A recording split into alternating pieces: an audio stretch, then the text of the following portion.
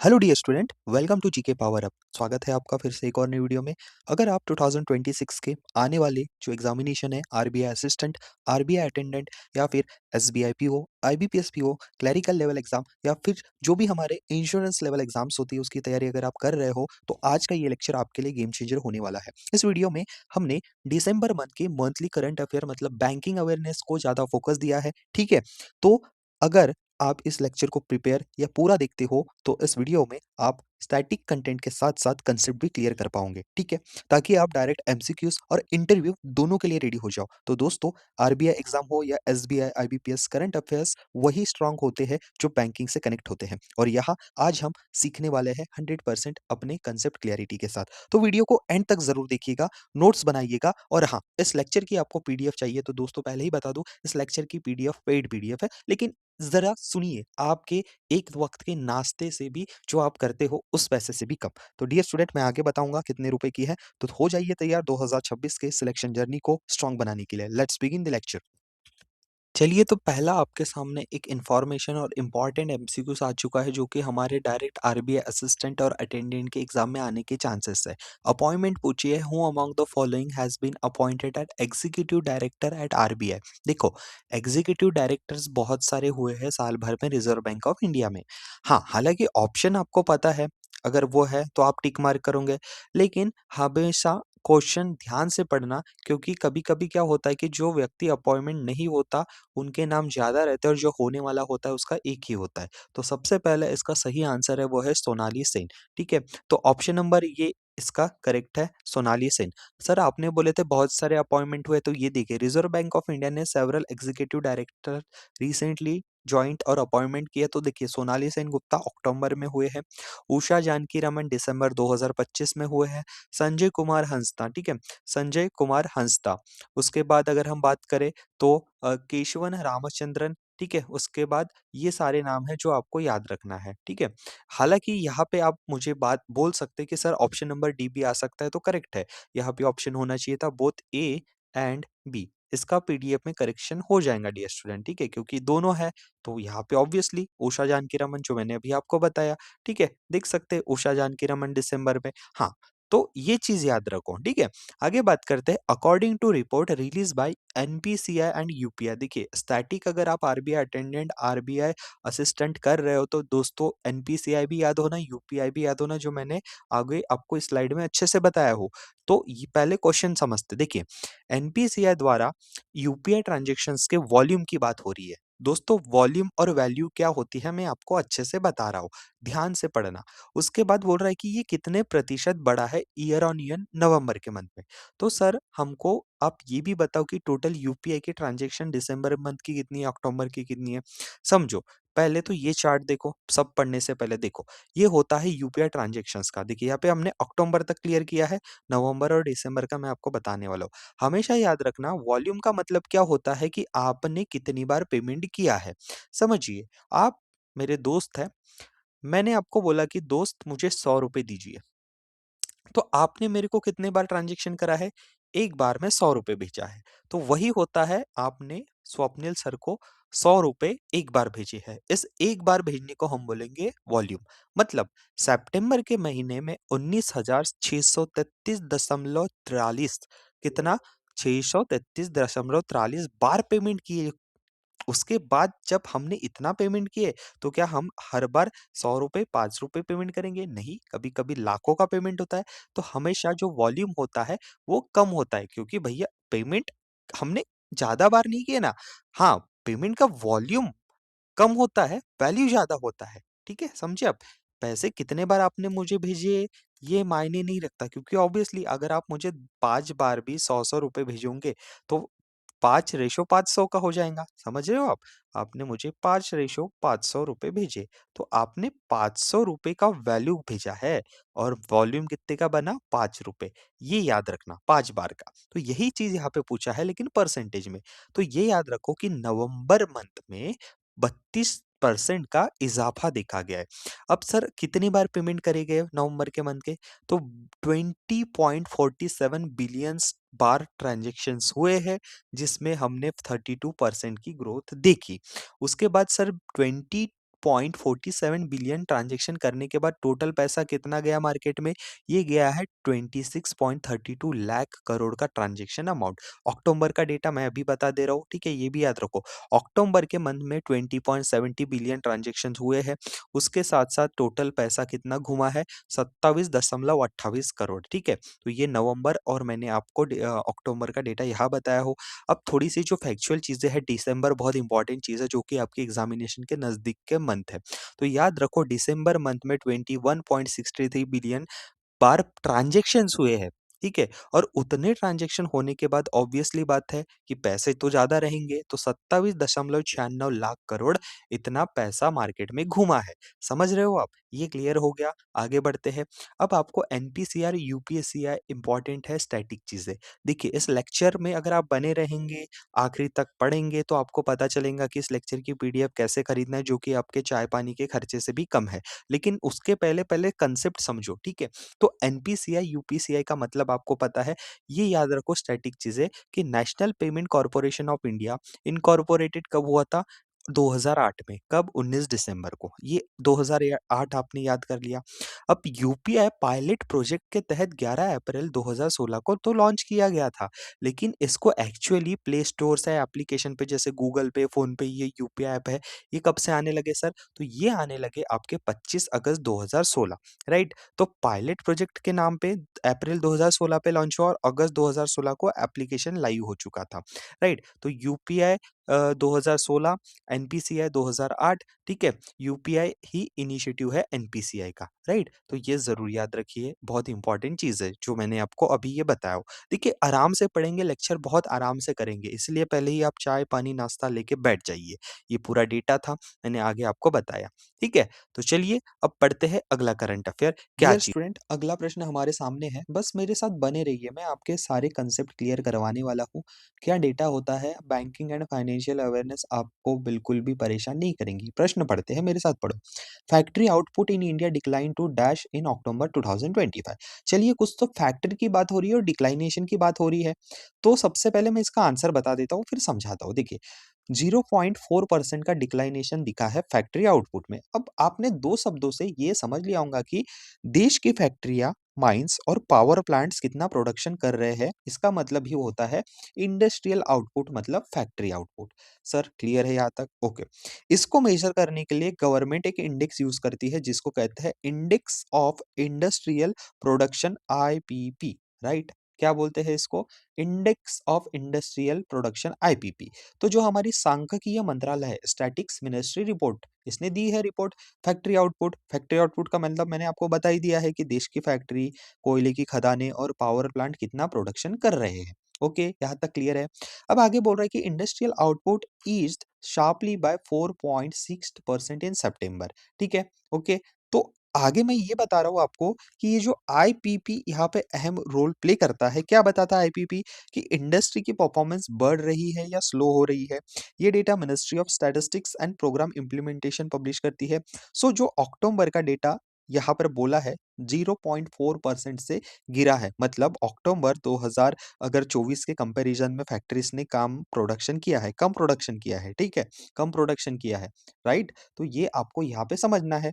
उसके बाद ये डिक्लाइनेशन बोल रहा है कि पिछले 13 सालों से सबसे लोवेस्ट है, ठीक है? इसका क्लियर सिग्नल क्या है कि इंडस्ट्रियल एक्टिविटी स्लो हो चुकी है। अब आईपीपी इंडेक्स लाने के 3 मेजर कंपोनेंट होते हैं। मैन्युफैक्चरिंग सबसे बड़ा हिस्सा, mining, electricity, power generation. Bank exam में मोस्टली मैन्युफैक्चरिंग सेक्टर से सवाल आता है। आउटपुट कम क्यों हुआ? यहाँ पे क्या लिखा है? Fewer working days because of number of festival in October led decline. मतलब क्या?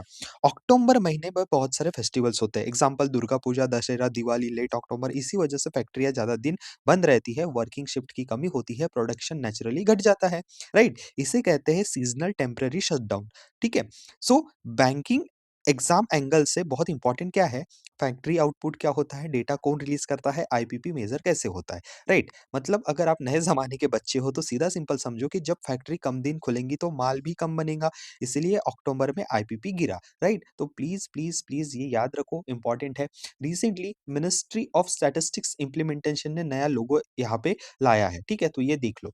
आगे बढ़ते हैं, अगला क्वेश्चन, आरबीआई असिस्टेंट और अटेंडेंट में बहुत इंपॉर्टेंट होता है ये टाइप का क्वेश्चन, और यहाँ पे ऑब्ड्समैन स्कीम, ठीक है? मेरा प्रोनाउंसिएशन थोड़ा रॉन्ग हो सकता है, तो प्लीज़ आप यहाँ पे सँभाल लीजिएगा।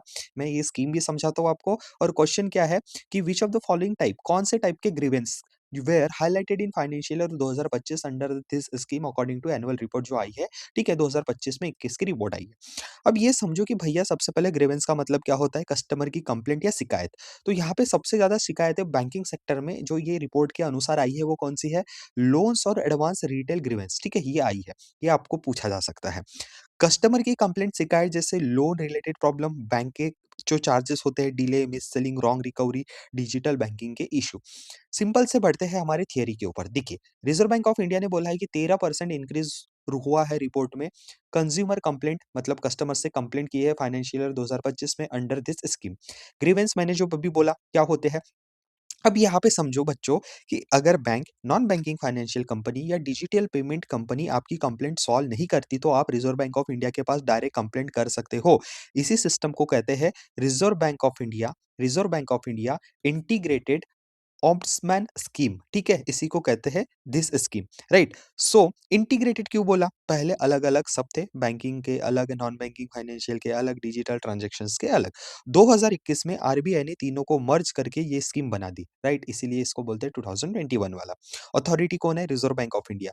अब भैया ये रिपोर्ट क्या बोल रही है? This complaint were more than 11.75 lakh complaint 2024 में आए, याद रखो। और कितने आए 2025 में? 13.34, ठीक है? सो सबसे ज्यादा जो कंप्लेंट्स किस रिलेटेड आती है, लोन्स और एडवांस मतलब personal loan, home loan, education loan, credit card dues, recovery issue, ये हाईएस्ट कैटेगरी रही है कंप्लेंट की। कंज्यूमर कंप्लेंट्स में 13% का इंक्रीज क्यों दिख रहा है आपको, ठीक है? ये जो सबसे पहला ही पॉइंट, 13% का इंक्रीज, इसका मतलब क्या हुआ? इसका मतलब ये हुआ कि लोग ज्यादा अवेयर हो गए, डिजिटल बैंकिंग बढ़ी, लोन पेनिट्रेशन बढ़ा, इसलिए कंप्लेंट्स भी बढ़ी। ये नेगेटिव इकोनॉमी का सिग्नल नहीं है, बल्कि फाइनेंशियल अवेयरनेस का सिग्नल है, राइट? तो जितना ज़्यादा लोन मिलेगा उतनी ज़्यादा कंप्लेंट आएँगी, समझ रहे हो? यही चीज़ है, बहुत इंपॉर्टेंट है, ठीक है? तो याद रखो, इसीलिए इसीलिए आज बैंकिंग सिर्फ़ पैसे लेने-देने का काम नहीं हो रहा है, लोन बढ़ा है, अवेयरनेस बढ़ी है, इसीलिए आरबीआई के पास सबसे ज़्यादा कंप्लेंट्स लोन और एडवांस रिलेटेड इससे आ रही है, जिसका प्रूफ है इंटीग्रेटेड ओम्बड्समैन स्कीम का डेटा। तो आई होप कि ये चीज़ें आपको क्लियर हो चुकी है। डियर स्टूडेंट, आगे बढ़ते हैं। आप बात करते हैं, ये बहुत ही इम्पोर्टेंट चीज़ है, ठीक है? जो हम कहते हैं national strategy for financial inclusion 2025-2030। तो ये जो डेटा है आपको पूरा क्लियर याद होना, ये जो इंक्लूजन फाइनेंशियल स्ट्रैटेजी या क्या है, हमारे देश के लिए क्यों महत्वपूर्ण है, इसके जो 5 मेजर गोल है, पंचज्योति फ्रेमवर्क क्या है, हमारे ऊपर क्या इसका प्रभाव पड़ेगा, बहुत ही सरल भाषा में समझा। ठीक है? मतलब मैं आपको समझाने वाला हूँ, ठीक है? तो ये आप सबसे पहले देखो, क्वेश्चन ऐसे फ्रेम होते हैं जो स्टैटिक क्वेश्चन आते हैं, यहाँ आपको ज़्यादा फँसाने वाले क्वेश्चन आते हैं, ऑप्शंस वाले। तो देखो, यहाँ पे consider the following statement about national strategy for financial inclusion NSFI 2025-30। देखो, सबसे पहले आपका मतलब समझना चाहिए फाइनेंशियल इंक्लूजन में, ठीक है? फाइनेंशियल इंक्लूजन का सिंपल मतलब होता है हर आदमी को बैंकिंग सिस्टम से जोड़ना। मतलब क्या? बैंक अकाउंट ओपन करवाना, लोन देना, इंश्योरेंस, पेंशन, डिजिटल पेमेंट, ठीक है? चाहे गाँव हो या शहर हो, ठीक है?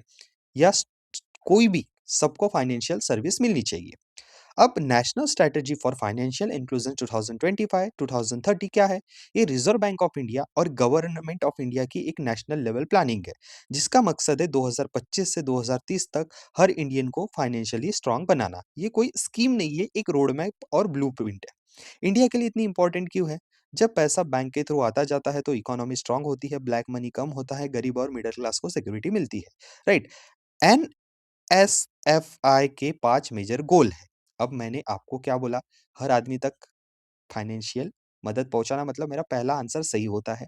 दूसरा मैंने बोला कि इसके 5 क्या बोला? गोल्स है, तो option 2 5 major goals under Panchjyoti framework, right?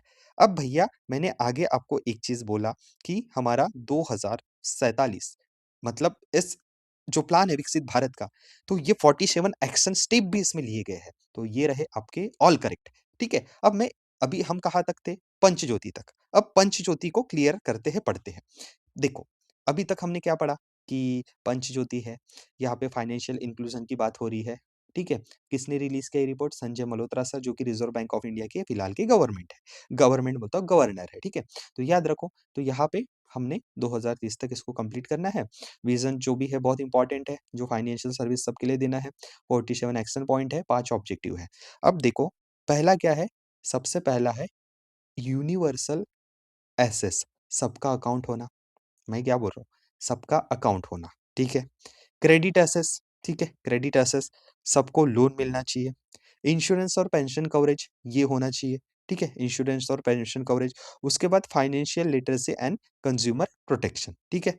पहली चीज़ क्या थी? एक्सपांड इक्विटेबल अफोर्डेबल सर्विसेज़, ठीक है? मैंने ज वही बात बोला आपको कि सबको सर्विस मिलना चाहिए, यूनिवर्सल एक्सेस मिलना चाहिए। हर व्यक्ति का बैंक अकाउंट होना चाहिए, Jan Dhan account, zero balance account, door step banking, कोई भी सिस्टम से बाहर नहीं रहना चाहिए, ठीक है?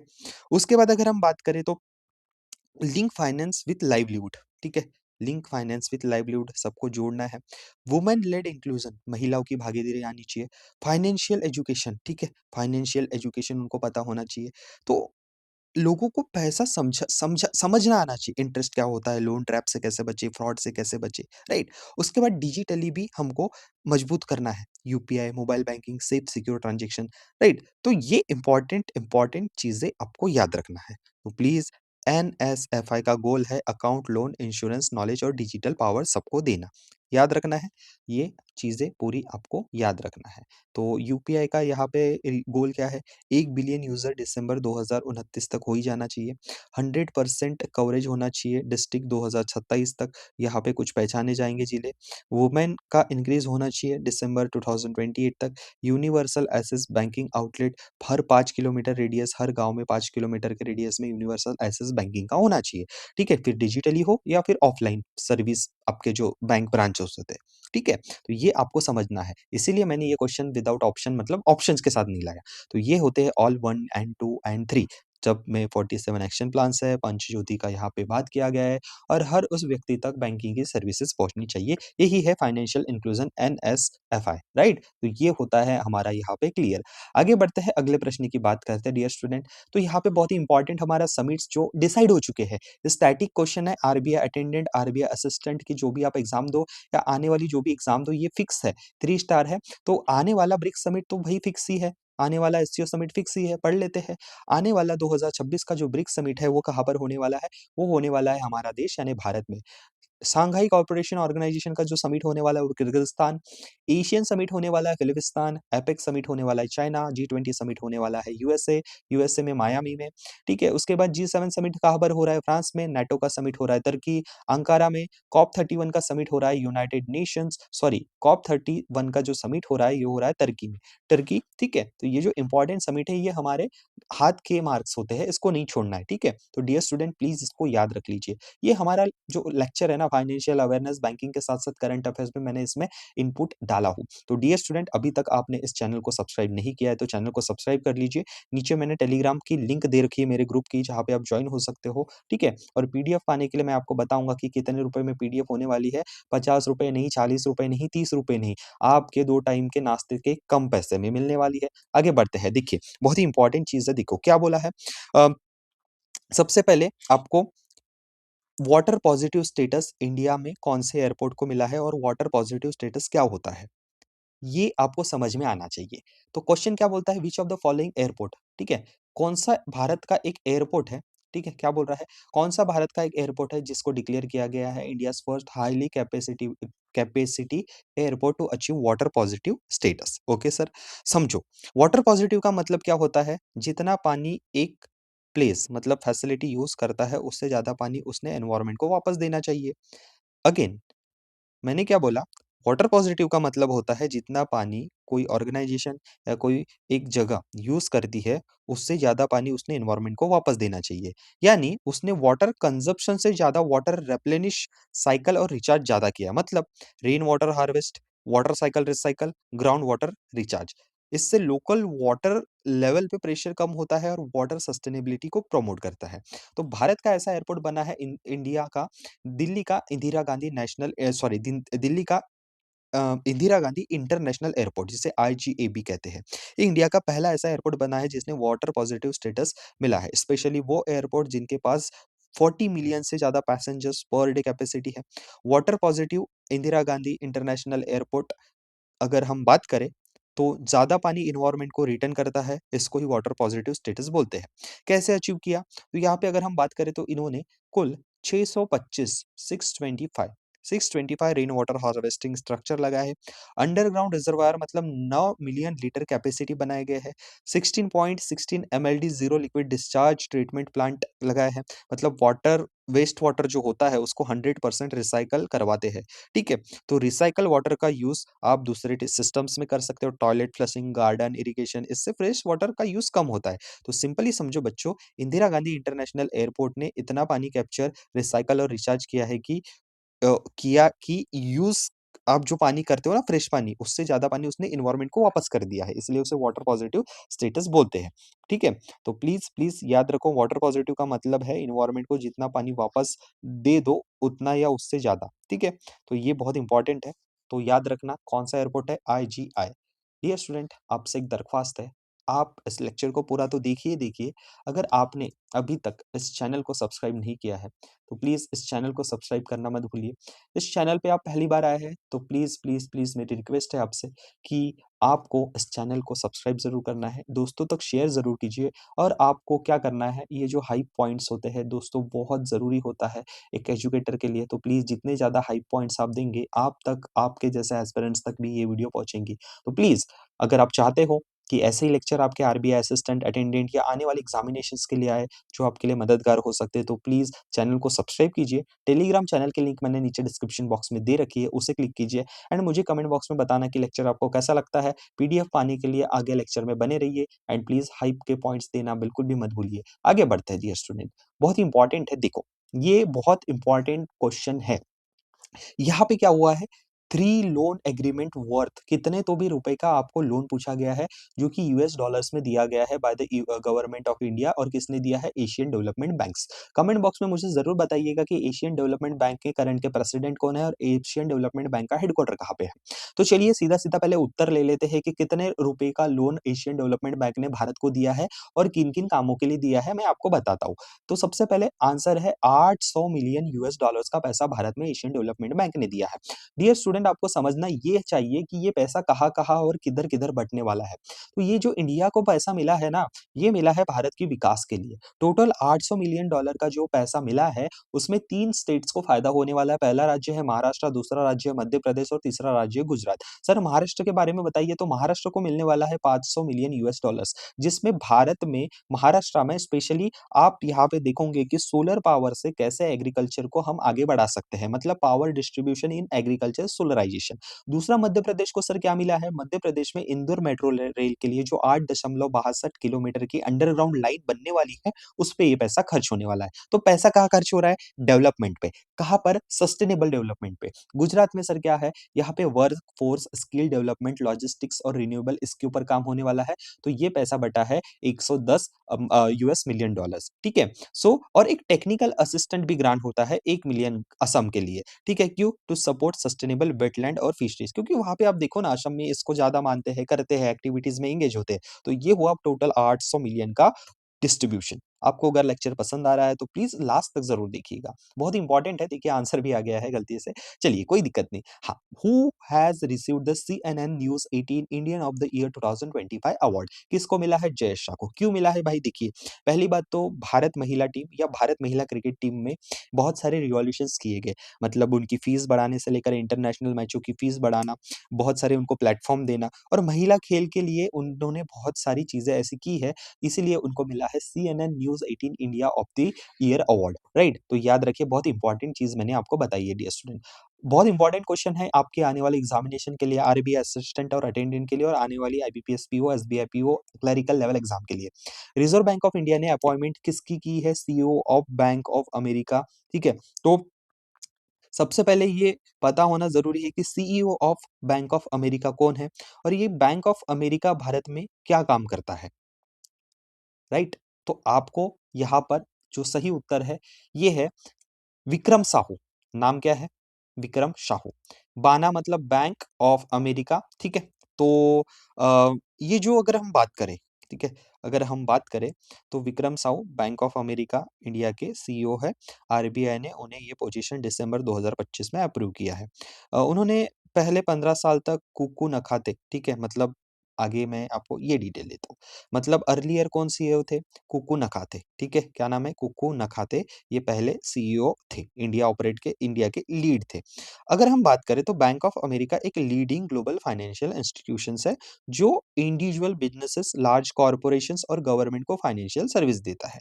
इसके मेन काम क्या है? Banking services, loan credits, investment management and wealth management और कॉर्पोरेट इन्वेस्टमेंट बैंकिंग, ट्रेडिंग और कैपिटल मार्केट और रिस्क मैनेजमेंट प्रोडक्ट सेल करना या फैसिलिटीज प्रोवाइड करना, राइट। ये याद हो रहा है आपको या ये समझ रहा है? और बैंक ऑफ अमेरिका इंडिया में क्या करता है? तो जो नॉर्मल बैंक अकाउंट जैसे एसबीआई, आईसीसीआई के तरह ये मेन काम इंडिया में जो मैंने बताया, कॉर्पोरेट इन्वेस्टमेंट बैंकिंग, टेक्नोलॉजी और global support operation, global business services, ये सब यहाँ पर ऑपरेट करते हैं। तो सिंपल सी बात है, अपॉइंटमेंट याद रखो। कुक्कू नखाते पहले थे, अब कौन बने हैं? विक्रम साहू। ठीक है, विक्रम साहू। चलिए अब बढ़ते हैं आगे। विच ऑफ द फॉलोइंग, राइट, अगर हम बात करें तो ये जो डी एस बी एसआईबीस जो बैंक होते हैं, तो ये क्या होते हैं? और रिसेंटली यहाँ पे अभी क्या बोला गया है कि ये जो विच of the following bank will remain domestically, ठीक है, डोमेस्टिक सिस्टमैटिकली इंपॉर्टेंट बैंक्स, इसका मतलब क्या होता है? और हमारा भारत देश में इन बैंकों का होना क्यों इंपॉर्टेंट है? तो यहाँ पर स्टेट बैंक ऑफ इंडिया, उसके बाद एचडीएफसी बैंक और उसके बाद आईसीआईसी बैंक, ये डोमेस्टिक सिस्टमेटिकली इंपॉर्टेंट बैंक्स है। लेकिन क्यों है? समझो क्यों है, क्यों इनको डोमेस्टिक सिस्टमेटिकली बैंक कहा जाता है? तो सबसे पहले ऐसे बड़े बैंक्स जिनका फेल होना पूरे देश की बैंकिंग और इकोनॉमी को हिला सकता है, उन्होंने डोमेस्टिक सिस्टमेटिकली इंपॉर्टेंट इसी को बैंक कहते हैं। मतलब ये जो बैंक है ना, अगर ये बर्बाद हो गए ना तो सोचो कि भारत की इकोनॉमी खत्म। तो ये लिस्ट में है, नाम याद रखो। ऑल नहीं है, 1 3 4, एसबीआई, एचडीएफसी, आईसीआईसीआई, याद रखो, SBI, HDFC, ICI. Systematically important क्यों बोलते हैं? सिस्टम मतलब पूरा banking plus economy system. Important मतलब सबको पता है, अगर ये बैंक गिरे तो चेन रिएक्शन होगा, मतलब डिपॉजिटर्स पैनिक करेंगे, क्रेडिट सिस्टम रुक जाएगा, इकोनॉमी स्लो हो सकती है। इसीलिए आरबीआई इन बैंकों को एक्स्ट्रा केयरफुली रेगुलेट करता है, राइट। तो भारत देश में आरबीआई के हिसाब से इंडिया में 3D एसबीआई है। क्या है? 3D। 3D मतलब एसबीआई, एचडीएफसी और आईसीआईसी बैंक। ये तीन बैंक डीएसआईबीस क्यों है? इसका मतलब आरबीआई कुछ क्राइटेरिया सेट करता है। ऐसे में तो हर बैंक आना चाहिए इस लिस्ट में, नहीं। बैंक, आरबीआई देखता है कि बैंक कितना बड़ा है, मतलब एसेट्स बहुत ज्यादा होते हैं, करोड़ लोग के अकाउंट्स होते हैं। एसबीआई सबसे बड़ा बैंक है और एचडीएफसी और आईसीआई क्यों है भैया? ये समझो कि ये प्राइवेट सेक्टर के जायंट है, खा जाएंगे प्राइवेट बैंकिंग सेक्टर में कोई और आया तो। इसीलिए सबसे बड़ा गवर्नमेंट बैंक सेक्टर और सबसे बड़े दो कौन प्राइवेट सेक्टर है? ये है ICICI, right.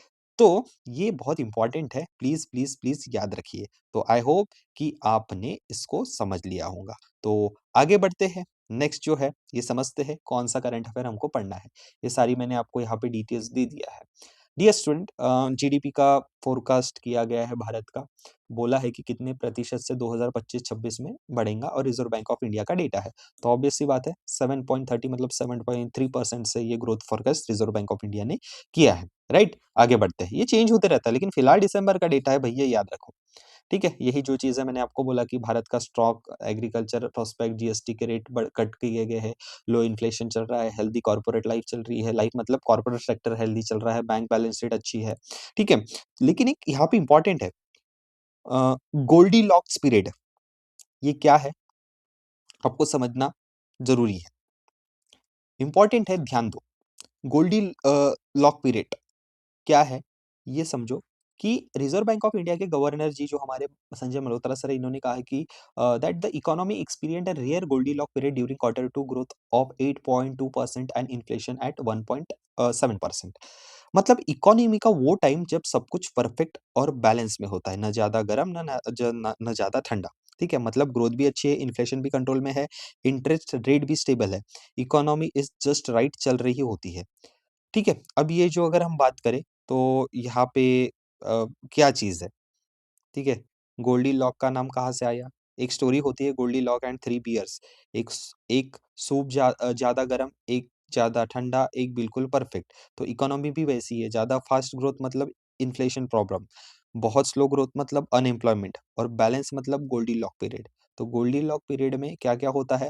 Strong sustainable business growth होती है, लो स्टेबल इन्फ्लेशन रहता है, स्टेबल इंटरेस्ट रेट रहते हैं, मार्केट खुश रहता है, राइट? तो ये आपको याद होना ज़रूरी है, ठीक है? तो दोस्तों, गोल्डीलॉक पीरियड का मतलब होता है इकोनॉमी का वो फेज़ जब ग्रोथ भी अच्छी चल रही होती है, महँगाई भी कंट्रोल में रहती है और इकोनॉमी ना ज़्यादा गर्म ना ठंडी चलती है, बल्कि बैलेंस चल रही होती है। इस बैलेंस फेज़ को कहते हैं गोल्डीलॉक पीरियड, राइट? तो वही चीज़ मैंने आपको जो इंग्लिश में लिखी है उसको समझा दिया। बहुत इंपॉर्टेंट चीज़ है यहाँ पे अगर हम बात करें तो in recent MPC meeting reserve Bank of India lowered the repo rate by 25 basis point. इसको आसानी से समझाना है और आपको समझना भी है। तो देखिए, यहाँ पे अगर हम बात करते हैं तो आरबीआई की जो मॉनेटरी पॉलिसी की मीटिंग होती है ना, वहाँ पे रेपो रेट को 25 बेसिस पॉइंट से यहाँ पे कम कर दिया गया है। तो अब कितना है यहाँ पे? करंट कितना है? तो ये है, करंट हमारा रेपो रेट चल रहा है 5.25%। रेपो रेट का मतलब क्या होता है समझो। रेपो रेट का मतलब होता है, डियर स्टूडेंट, रेपो रेट का मतलब होता है वो इंटरेस्ट रेट जिसमें आरबीआई कमर्शियल बैंक को शॉर्ट टर्म के लिए पैसा उधार देता है। मतलब मतलब ये जो अगर आपका बैंक है, ठीक है? ये जो आपका बैंक है, ठीक है? ये अगर आपका बैंक है, ठीक है? ये एसबी करके एक बैंक है भारत का और ये हमारा आरबीआई है, ठीक है? ये आरबीआई है।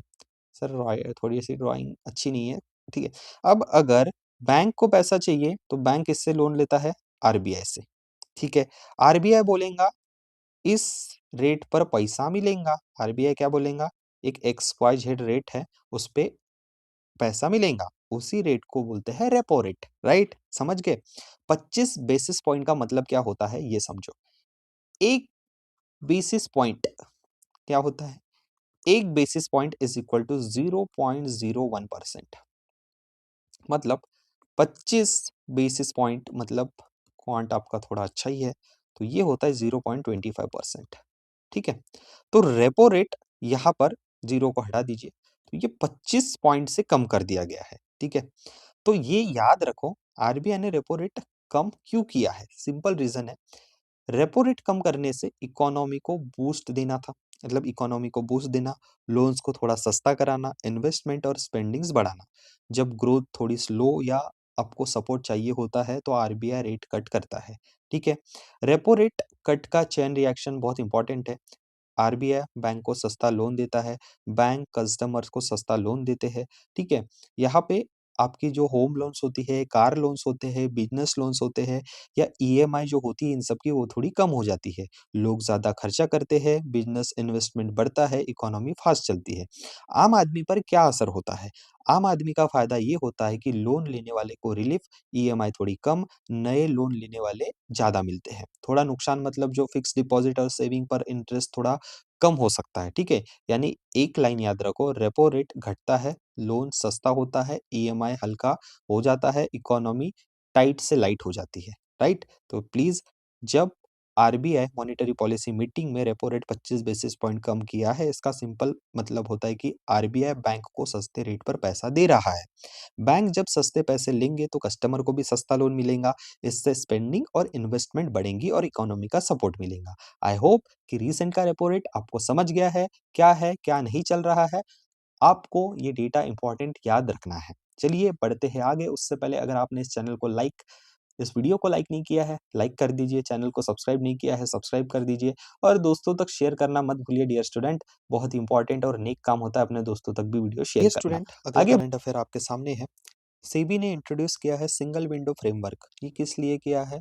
For low risk foreign investor in Indian security markets. तो अगर हम बात करें कि इंडिया का जो कैपिटल मार्केट्स है उसका रेगुलेटर है, इसको हम क्या बोलते हैं, security and exchange board of India. Stock market को रेगुलेट करना काम है, इन्वेस्टर्स को प्रोटेक्ट करना और ट्रांसपेरेंसी को बढ़ाना। तो single window framework for low risk foreign investor क्या है? एक ऐसा सेंट्रलाइज प्लेटफॉर्म विंडो जहां से फॉरेन इन्वेस्टर एक ही जगह से इंडिया के सिक्योरिटी मार्केट में एंट्री ले सकते हैं, खासकर जब उनका रिस्क लो हो। इसका नाम जो सेबी ने दिया है वो दिया है स्वागत एफआई, ठीक है, स्वागत सिंगल विंडो फ्रेमवर्क, ठीक है, ये है स्वागत एफआई। अब आपने समझ लिया single window for all global and trustworthy foreign investor in India. तो हम इसे सिंबल एक सिंगल विंडो फ्रेमवर्क बोलते हैं। इसका मतलब क्या हुआ आसान भाषा में? फॉरेन इन्वेस्टर्स को अलग-अलग रेगुलेटर्स फॉर्म अप्रूवल लेने पड़ते थे, कंफ्यूजन और टाइम भी बनता था। अब एक ही प्लेटफॉर्म से सारी प्रोसेस कंप्लीट हो जाएंगी। Single window is equal to one stop solution, सब डॉक्यूमेंटेशन अप्रूवल सब एक ही जगह। ये लो रिस्क फॉरेन इन्वेस्टर्स कौन है? ये ग्रुप वो होता है जो वेल रेगुलेटेड फॉरेन इन्वेस्टर्स होते हैं, जिनके ऑपरेशन सेफ और ट्रांसपेरेंट होते हैं, जिनका रिस्क लेवल लो माना जाता है। सेबी चाहता है कि सेफ इन्वेस्टर्स इजीली इंडिया में इन्वेस्ट करें ताकि फॉरेन इन्वेस्टमेंट अ जो है आए और हम बोले कि come and invest in India, ठीक है? तो इसका मतलब क्या था? Simply entry, reduce cost and time, attract more foreign investment और ट्रांसपेरेंसी बूस्ट होना। सेबी की जब बात निकली है तो सेबी के जो चेयरमैन है भैया, उनका नाम याद रख लो। उनका नाम है क्या है? आपके स्क्रीन के सामने श्री तुहिन कांता पांडे, ठीक है? श्री तुहिन कांता सर पांडे इनका नाम है, सेबी के चेयरमैन है। हेडक्वार्टर कहाँ पे है भैया? मुंबई में है, ठीक है? ये याद रखो। पैन इंडिया इनके 4 रीजनल ऑफिसेस हैं। इनको स्टैट्यूटरी स्टेटस 1992 में मिला। इनिशियल नॉन स्टैट्यूटरी फॉर्मेशन 1988 में हुआ है। आगे बढ़ते हैं, अगला करंट अफेयर पढ़ते हैं, बहुत ही इंपॉर्टेंट चीज़ है, याद रख लीजिए। अ, आज हम बात करेंगे एक बहुत इंपॉर्टेंट करंट अफेयर टॉपिक के बारे में, women peace and security index 2025-26। देखिए, यहाँ पे बोला है कि इंडिया वाज रैंक, पहले रैंक कितनी मिली याद ये देख लो, 131, ठीक है, 31st, ठीक है, 1 3 1 रैंक याद रख लो। Score of 0.607 in global ranking, okay. तो अगर हम बात करें तो ये रैंकिंग हमको कितने देशों से मिली है पता है? 131, ठीक है। 181 में से हम कौन से नंबर पे है? 131 पे। तो women peace and security index एक ग्लोबल रिपोर्ट है जो 181 देशों को एवेल्युएट करती है वुमेन की इंक्लूजन, जस्टिस और सिक्योरिटी के बेसिस पर। ये report Georgetown institute for women peace and security और पीस रिसर्च इंस्टीट्यूट ऑस्लो मिलकर बनाते हैं। इस इंडेक्स में डेनमार्क टॉप पे है। टॉप पे कौन है? डेनमार्क, याद रखो, डेनमार्क है नंबर 1 पे, राइट। तो यहाँ पर इंडिया की रैंकिंग 2025-26 में 131 है। इसका मतलब ये है कि हमारी सिचुएशन में प्रोग्रेस तो हो रही है, लेकिन वुमेन इंक्लूजन, सेफ्टी और जस्टिस जैसे एरिया में अभी और इम्प्रूवमेंट करना ज़रूरी है, राइट? तो दोस्तों, women peace and security index Bharat का रैंक याद रखना है, जो कि एक चैलेंज भी बताता है और इम्प्रूवमेंट का स्कोप भी दिखता है, ठीक है? तो प्लीज़, प्लीज़, प्लीज़, प्लीज़ ये जो चीज़ें हैं ना भैया, ये याद रखा करो, ठीक है? नेक्स्ट हम बात करते हैं, लेकिन आपके लिए बहुत ही इंपॉर्टेंट न्यूज़ है। इंडेक्स एंड रैंकिंग्स का अगर आपने वीडियो अभी तक नहीं देखा है, तो आप हमारे चैनल पे विज़िट कीजिए, चैनल को सब्सक्राइब कर लीजिए। आने वाले आपके एग्ज़ामिनेशन के लिए बहुत सारे डेडिकेटेड वीडियो आने वाले हैं। अब भैया पीडीएफ कैसे लेना है? देखिए, ये जो December monthly banking and financial awareness का जो लेक्चर आप देख रहे हो, उसकी पीडीएफ का प्राइस है सिर्फ ₹25, ठीक है? 25 रुपीज़ में आपको जो आपके आने वाले एग्ज़ामिनेशंस हैं, RBI assistant attendant, RRB, insurance exam, SBI PO clerk, IBPS PO clerk, SO, इन सब के लिए आपको क्या करना है? आपको पीडीएफ 25 और आपका नाम इस व्हाट्सएप नंबर पे भेजना है। जैसे ही आपने इस नंबर पे व्हाट्सएप भेजा है, आपको एक क्यूआर कोड आ जाएगा। उस क्यूआर कोड में आपको 25 रुपीज़ की पेमेंट करना है। स्टेप 3, आपको पेमेंट का स्क्रीनशॉट भेजना है सेम नंबर वाले व्हाट्सएप पर, और उसी के बाद आपको कुछ मिनट्स के अंतराल में आपको वो पीडीएफ मिल जाएगी। तो डियर स्टूडेंट, सिर्फ 25 रुपीज़ ही इस पीडीएफ की प्राइस होने वाली है, तो प्लीज़ नंबर सेव कर लीजिए। तुरंत आप मैसेज कर दीजिए और जल्दी ही लिमिटेड प्राइस ऑफर है, कॉम्प्रिहेंसिव मटेरियल रहने वाला है। चलिए, बढ़ते हैं आगे। नेक्स्ट जो क्वेश्चन है, नेक्स्ट जो इन्फॉर्मेशन है, सेम चीज़ मैंने आपको बताया। ये नंबर रहा है, ये आपको यहाँ पे लिखना है PDF 25 along with your name. Payment करना है, क्यूआर कोड आपको जैसे ही मैसेज करोगे वैसे ही आ जाएगा। पेमेंट के बाद स्क्रीनशॉट भेजना है और फ्यू मिनट्स आपको ये पीडीएफ मिल जाएगी। आगे बढ़ते हैं डियर स्टूडेंट, बहुत ही इम्पोर्टेंट है। यहाँ पर अगर हम बात करते हैं the dash plenary of global forum on tax transparency was inaugurated by finance minister. ये कौन-सा संस्करण था? ये था 18वाँ संस्करण जो कहाँ पर हुआ है? न्यू दिल्ली में।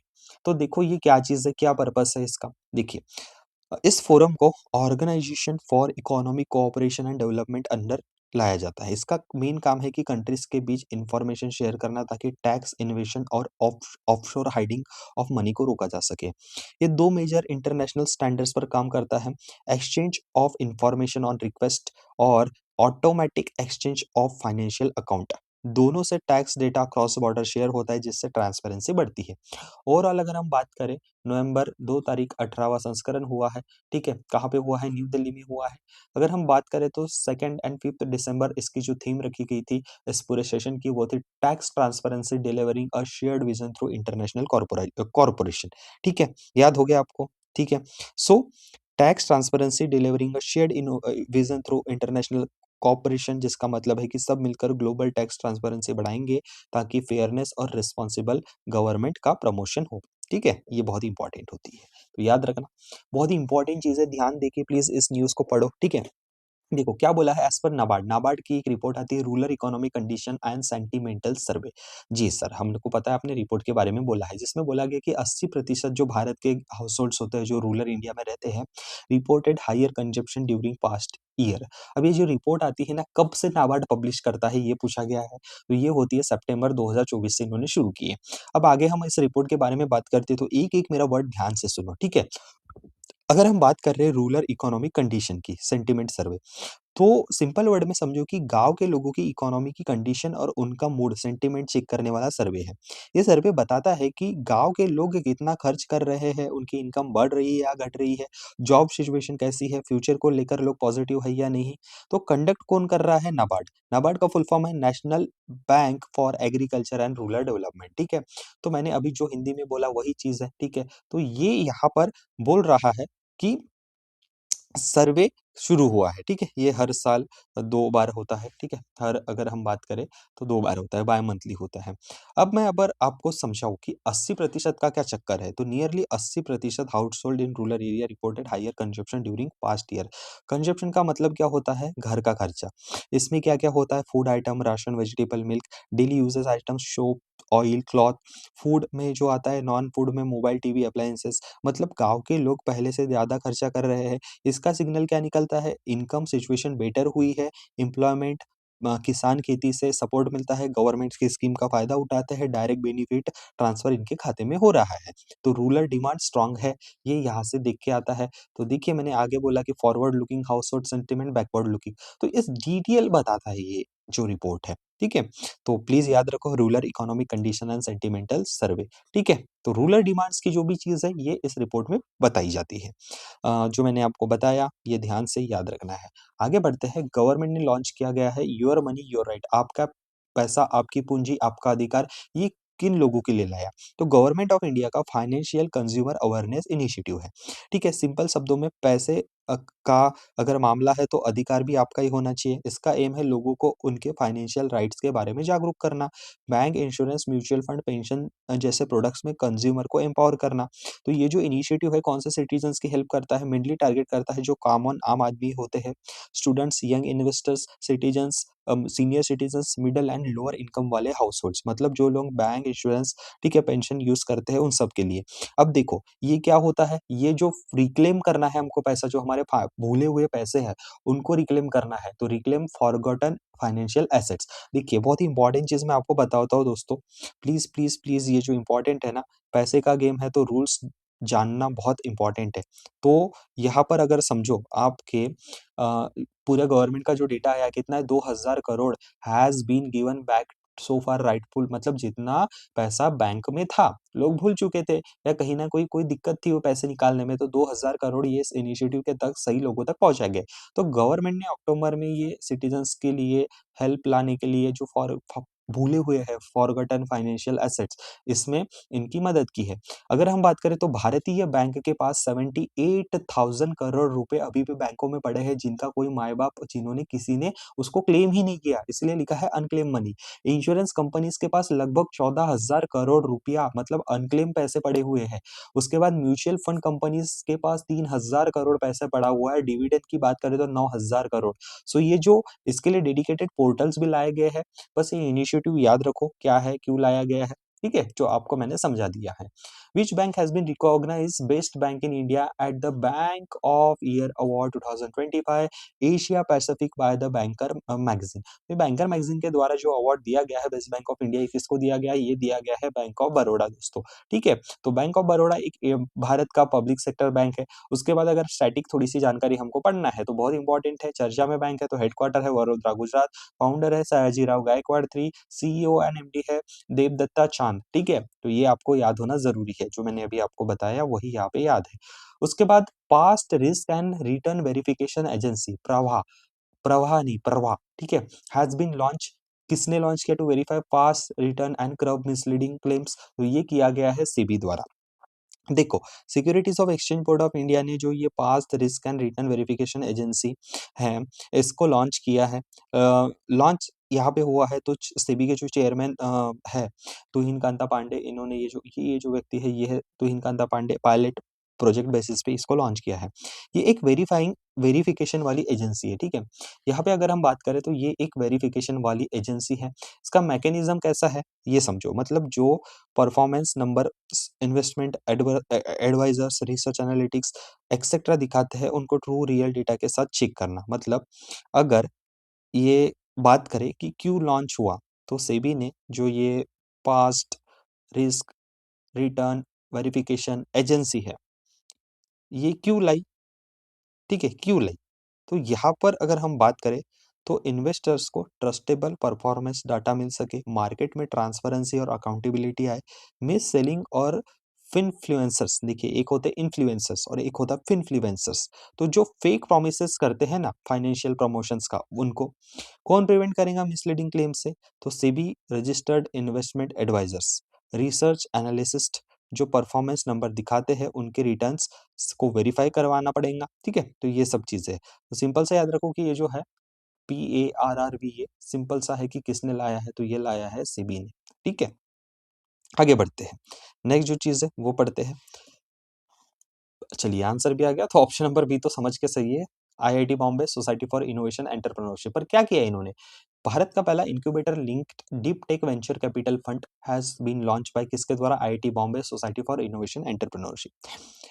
सिंपल भाषा में समझो कि ये जो वेंचर कैपिटल फंड है, जो डायरेक्टली किसी इंक्यूबेटर से लिंक होता है और डीप टेक्नोलॉजीज के साथ मिलकर स्टार्टअप्स में पैसा लगाता है।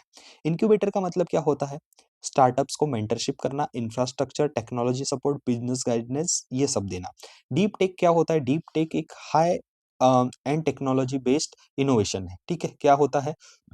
High end deep tech based innovation, जिसमें artificial intelligence, robotics, semiconductors, clean energy, space technology और बायोटेक्नोलॉजी का समावेशन होता है। इसको बोलते हैं डीप टेक्नोलॉजी स्टार्टअप्स। आइडिया सिर्फ एप्लीकेशन लेवल का नहीं, हार्डकोर साइंस और इंजीनियरिंग बेस होता है। अब इंक्यूबेटर लिंक होने का फायदा क्या होता है? जो हमारे क्वेश्चन में था, इंक्यूबेटर स्टार्टअप को पहले ग्रूम करते हैं, फिर वही से फंड अर्ली स्टेजेस में फंडिंग होती है, ठीक है? तो अगर हम बात करें तो भारत का पहला इंक्यूबेटर जो link deep tech venture capital fund है, ये किसने लॉन्च किया गया? तो अगर हम बात करें तो ये लॉन्च किया गया IIT Bombay society for innovation entrepreneurship, ठीक है? ये याद रखना। This fund aim to supply crucial risk capital to India deep tech, जो मैंने बताया डीप टेक स्टार्टअप क्या होते हैं, जो पहले अर्ली स्टेजेस में होते हैं। Fund will invest in pre speed and seed stage companies, ठीक है? तो ये याद रखो। तो पहले आइडिया फिर इंक्यूबेशन अब सीधा फंड, यही है इंक्यूबेशन लिंक वेंचर कैपिटल, ठीक है? This companies will be from IIT Bombay से ही होंगी और अदर मेजर रिसर्च इंस्टीट्यूशन से।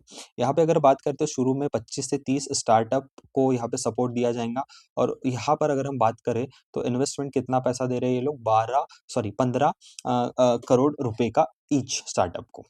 आगे बात करते हैं, यहाँ पर अगर हम बात करें तो जो एक अवार्ड है, who of the following one शिल्प गुरु अवार्ड फॉर 2024, जो भी 2025 में दिए गए हैं।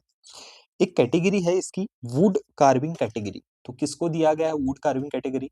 तो सहारनपुर के मोहम्मद दिलशान को ये शिल्प गुरु पुरस्कार 2024 का मिला है। ये ऑनर करते हैं एक्सेप्शनल वर्क जो क्राफ्टमैनशिप में करते हैं और उनके आर्टिस्टिक एक्सीलेंस को। ये अवार्ड न्यू दिल्ली में दिए गए हैं, तो याद रखो। अगर हम बात करें तो यहाँ पे अगर वुमेन महिला की बात करें तो 68% टोटल हैंडीक्राफ्ट वर्कफोर्स में ये लगे हुए हैं। वुमेन एम्पावरमेंट जो हम हमेशा बात करते हैं ना, उसको लेके ये आगे बढ़े हैं। तो टोटल यहाँ पे अगर बात करें तो 12 शिल्प गुरु अवार्ड, 36 नेशनल अवार्ड प्रेजेंट हुए हैं। ठीक है, आगे बढ़ते हैं। एक एमओयू साइन हुआ है किसके बीच में? ये हुआ है एनएमडीसी, ठीक है? एनएमडीसी के बीच में हुआ है और आईआईटी कानपुर, मतलब ये मिलके अब कौन से सेक्टर में काम करने वाले हैं? Promoting digital technology such as artificial intelligence और मशीन लर्निंग में। ठीक है, सीनियर ऑफिसर्स थे एनएमडीसी और आईआईटी कानपुर के। ठीक है, उसके बाद कोलैबोरेशन ये साइबर सिक्योरिटी रिस्क असेसमेंट और गवर्नेंस फ्रेमवर्क को लेके करा जा रहा है। तो main AI and cyber security. Okay, which of the following bank has received approval from RBI to set up a company for creating a digital payment intelligence platform? DPIP, digital payment intelligence platform. DPIP क्या होता है? सबसे पहले समझो सरल भाषा में। इसका आंसर है ए एंड बी, मतलब स्टेट बैंक ऑफ इंडिया और उसके बाद बैंक ऑफ बड़ौदा। तो कौन से दो बैंक थे? दो बैंक है, state bank of India, bank of Baroda. इनको अप्रूवल मिला है आरबीआई की तरफ से डीपीआईपी में शामिल होने का। एक ऐसा प्लेटफॉर्म जहां आर्टिफिशियल इंटेलिजेंस, मशीन लर्निंग और एनालिटिक्स का यूज करके डिजिटल पेमेंट को मॉनिटर और मैनेजमेंट ऑप्टिमाइज किया जाता है। इसका मतलब क्या होता है? फ्रॉड डिटेक्ट करना, पेमेंट ट्रेंड्स को एनालिसिस करना, रिस्क मैनेजमेंट और कॉम्प्लायंस इजी करना। ठीक है, तो सिंपल सी याद रखो कि ये जो है इससे भविष्य में होने वाले जो खतरे होते हैं पेमेंट्स के ऊपर, उसके अंतर्गत ये बैंक और ये जो है कंपनीज क्रिएट करेंगे, टेक्नोलॉजीज लाएंगे। ठीक है, कि भारत में जब भी कोई ऐसे डिजिटल पेमेंट के फ्रॉड होते हैं उनका रिस्क कम हो या वो होनी ही नहीं चाहिए। ठीक है, तो option number A and B is your correct option. Dear student, अभी तक आपने ये सारी स्कीम्स गवर्नमेंट एग्जाम के लिए नहीं देखी है तो जरूर जाइए चैनल को विजिट कीजिए। हमारे चैनल पे ये सारे डेटास और गवर्नमेंट स्कीम्स के स्पेशल क्लासेस आ चुके हैं। आपको कौन सी स्कीम्स अगली होना वो भी मुझे बताइए, क्लास 3 तक अपलोड हो चुकी है। डियर स्टूडेंट, आने वाली एग्जामिनेशन बहुत ही इंपॉर्टेंट है, तो प्लीज प्लीज प्लीज अच्छे से पढ़िए। अगर आपने चैनल अभी तक सब्सक्राइब नहीं किया है तो प्लीज इस चैनल को सब्सक्राइब करके रखिए, अपने दोस्तों तक शेयर कीजिए। मैंने आपको पीडीएफ कैसे परचेज करना है वो जरूर बताया है। आगे बढ़ते हैं, अगला current affair. Which of the following has been name global bank of the year 2025 by the banker, a part of financial times group? तो किसको मिला है? Obviously option number B, DBS bank. ठीक है, इसको मिला है the banker global bank of the year. जो मैंने अभी बताया 4 दिसंबर की ये न्यूज़ थी। उसके बाद डीबीएस बैंक ने तीसरा ये global bank of the year category में अवार्ड जीता है। डीबीएस बैंक का हेडक्वार्टर कहाँ पे है? सिंगापुर में है। ठीक है, तो इसको Singapore bank of the year का भी अवार्ड मिला है। डियर स्टूडेंट, बहुत ही इंपॉर्टेंट है। अब देखो, ये जो बजट का पैसा अलॉकेट हो चुका है 11,718 करोड़, ये has been approved by union cabinet. किसके लिए दिया है? कौन सा, मतलब जनगणना हो रही है हमारे देश में, तो जनगणना हो रही है, तो यहाँ पे अगर बात करें तो 2027 के जनगणना के लिए 11,718 करोड़ रुपए दिसंबर के महीने में बजट अलॉकेट हो चुका है। सिंपल सी बात है, हम अभी जनगणना कर रहे हैं। तो 12 दिसंबर को कैबिनेट ने डिसाइड किया और minister of information and broadcasting कौन मिनिस्टर है? श्री अश्विनी वैष्णव। इनके पास रेलवे मंत्रालय भी है। तो न्यू दिल्ली में 2027 का इन्होंने 2 चरणों में होने वाला है हमारे देश में सेंसस। ठीक है, जनगणना। तो ये 16th नंबर का सेंसस होने वाला है जब से हमारा देश आजाद हुआ है। और 18th since independence, sorry 18th, 8वीं बार जब से हमको आजादी मिली है। और ये 16वीं बार पूरे देश में हो रहा है। इंडिया हो रहा होगा, मतलब पहले भी ब्रिटिश काल दौर में हुआ, अब हम जब से आजाद हुए उसके बाद 8वीं बार हो रहा है, ये याद रखना है। India census has been described as largest administrative statistical exercise in world. ठीक है, तो याद रखना है। बहुत इंपॉर्टेंट है। MOU has sign between the department of post, okay, और किसके बीच में हुआ है 12 दिसंबर 2025 को न्यू दिल्ली में, to expand access to mutual fund investment. Mutual fund investment Bharat में बढ़नी चाहिए, इसके साथ साथ पोस्ट डिपार्टमेंट के साथ साथ किसने एमओयू साइन किया है? वो है बॉम्बे स्टॉक एक्सचेंज। ठीक है, बीएसई, बीएसई, बीएसई। महीना कौन सा था? ये था 12 दिसंबर 2025। ठीक है, याद रखना। तो मैंने आपको बताया कि यहाँ पे एमओयू साइन हुआ है इंडिया पोस्ट और बीएसई का, ठीक है? म्यूचुअल फंड डिस्ट्रीब्यूशन के लिए, bridging the gap tier 2, tier 3 rural area, एक की है फाइनेंशियल इंक्लूजन को आगे बढ़ाना, ठीक है? ये सब चीज़ें तो याद रखिए। आगे बात करते हैं, बहुत ही इंपॉर्टेंट चीज़ है आप सबके सामने, ये न्यूज़ आपको भूलना नहीं है। तो सुप्रिया साउ, इनको अवार्ड मिला है यूएनईपी, ठीक है? आंसर देख लो यूएनईपी। तो इनको क्यों अवार्ड मिला है? कौन से फील्ड में इन्होंने काम किया है? Champions of the earth honour क्या होता है? अवार्ड क्यों दिया जाता है? तो ये चीज़ आपको समझना ज़रूरी है। सबसे पहले देखो, सुप्रिया साउ एक आईएएस है। इनको अवार्ड दिया गया है यूनाइटेड नेशंस, ठीक है? सॉरी, सबसे पहले यूनाइटेड आपको फुल फॉर्म पता होना चाहिए यूएनईपी का, ठीक है? तो यूएनईपी का फुल फॉर्म जो इसका सही उत्तर भी है, तो वो होता है दोस्तों यूनाइटेड नेशन एनवायरनमेंट प्रोग्राम। इसका पर्पस क्या होता है? एनवायरनमेंट, क्लाइमेट एक्शन और सस्टेनेबल डेवलपमेंट में आउटस्टैंडिंग कंट्रीब्यूशन करने वालों को रिकॉग्नाइज करना। ये अवार्ड उन्हीं को मिलता है जो पहले या जो प्लैनेट को साफ और सस्टेनेबल बनाने में हीरो वाला काम करते हैं। सुप्रिया साहू को ये अवार्ड क्यों मिला? इनकी फील्ड थी एनवायरनमेंट और सस्टेनेबिलिटी, राइट? तो ये तमिलनाडु के एक आईएएस ऑफिसर है जिनको अभी चार्ज है additional chief secretary environment, climate change and forest department के। 2025 में UN champion of the earth award का इनको अवार्ड मिला है, ठीक है? उन्होंने काम किया है leadership in tackling plastics, wild life conservation and climate resilience, ठीक है? पैशनेट है अबाउट नेचर सिंस बचपन से ही, और फॉर्मर डिस्ट्रिक्ट कलेक्टर रह चुकी है Nilgiris were witnessing animal eating plastic ship, ठीक है?